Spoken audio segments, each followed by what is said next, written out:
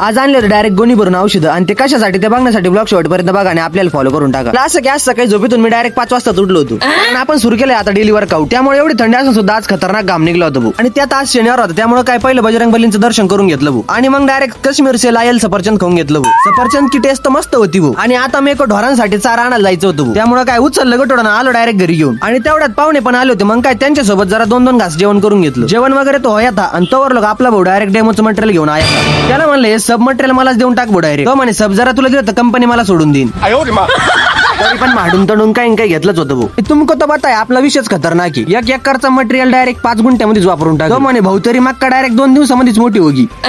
ऐसी कैसी मोठी होगी मैं हूं ना. खत वगैरे तर डालून झालं पण आता आपल्या लिंबूचं पण जरा कॅल्शियम कमी झालं होतं. म्हणलं चलो इसको पण जरा कॅल्शियमच्या गोळ्या खिलाएंगे. काय मस्त पैकी गोळ्यांचा बारीक भुकटा करून घेतला भाऊ. कसं आहे म्हणलं इसको खाने में तकलीफ नाही होनी चाहिए. कसं आहे सगळं गोळी बी जर अटकली तर डायरेक्ट लिंबूचा जीव जायचा. मग काय अच्छे से सगळी कोण कॅल्शियम डाल के दिया आणि अब अपने को डायरेक्ट मॅन्युअल कंप्लीट करायचा होता क्योंकि आता सबमिशन डेट पण जवळ आली भाऊ. म्हणलं आता नाही केलं तर मग गेलं.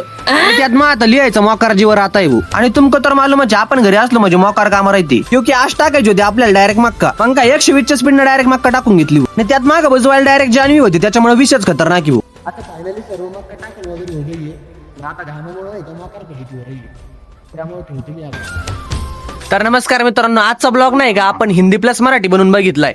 आता मी जसा पहिला ब्लॉग बनवत होतो तो भारी वाटतोय की आता जो बनवलाय तो भारी वाटतोय कमेंट मध्ये नक्की सांगा आणि आपल्याला फॉलो पण करून टाका. तर भेटूया पुढील नवीन एका ब्लॉग मध्ये. तोपर्यंत राम कृष्ण हरी.